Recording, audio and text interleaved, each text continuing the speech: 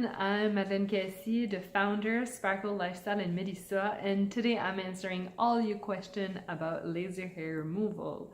And a big concern that I get from my clients or people that ask me questions about laser hair removal is what's going on with the burn? Can we get burn from laser hair removal? Well, yes, you can, but that should not happen actually.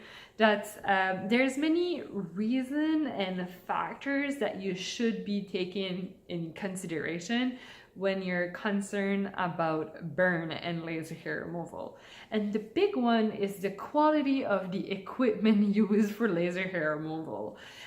Make sure that you ask your technician or wherever you're going to make sure that you're using a true laser, a diode, or in some case an IPL, but a really good quality IPL, because most of the burn are coming from shitty machine and usually shitty IPLs. So there's nice good IPLs on the market, but those devices are a little more tricky and risky. So make sure that you're doing your research if you're looking for an IPL machine, that it's actually a good one, and make sure. Well, I would still recommend using a true laser for laser hair removal. That's what it's designed to be. It's really faster, safer laser, like diode, Nd:YAG, and alexandrite, sorry. So those are the safest type of devices that should be used for laser hair removal to really limit the risk of burn.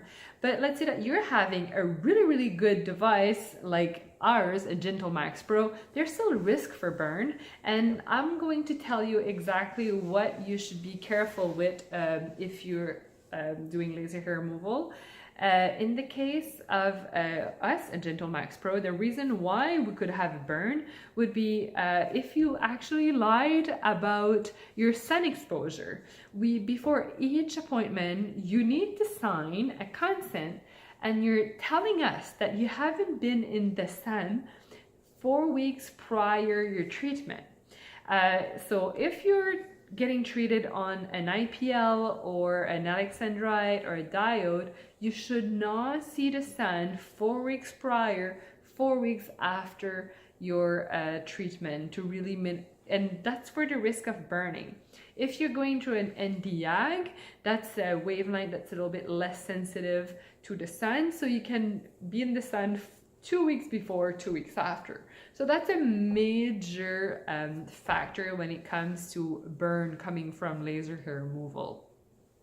Another factor would maybe photosensitive medication. That's another question that we ask you each time that you're coming to our office. Did you change your medication? Is there anything that changed in your health?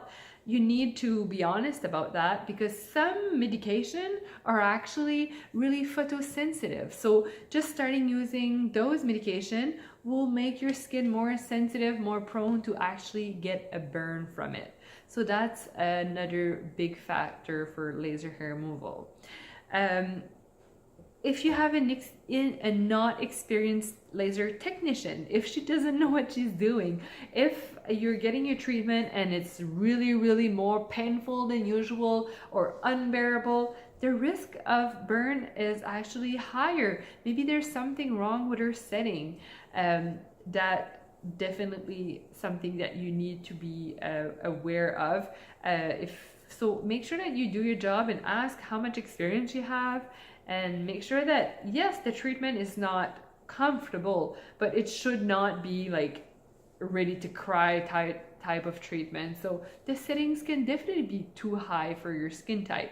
And that brings me to another big issue. Your skin type is actually a big factor for burn from laser hair removal. If you have like a really darker skin type, let's say a really dark brown Filipino, Mexican, or even like full-on people from Africa that are super dark, we're calling it our skin type 4 to 6. Those people are really more prone or more sensitive to burn from the laser, because the pigment on their skin is darker, so it get attracted by the laser. So for those skin type, you need to have to be using the appropriate laser for that. And for us, we're using Indiag, so that's a laser that's really not sensitive to pigmentation on your skin and only go for the hair follicles, so that's really safer. So if you're using the wrong type of laser on a darker skin type, that's definitely recipe for a disaster. So those are the main concern or main reason why someone would get a burn from a laser. Other little consideration, make sure that you're not using any kind of self tanners or any kind of moisturizer that would have glitter in it, or any cream. Make sure that your clean is squeaky, your skin is really squeaky clean and dry for your treatment, and that should really limit the risk of burn coming from a laser. So I hope this helped a little bit. If you have any question, concern, comments, feel free to let us know. Have a wonderful day. Bye bye.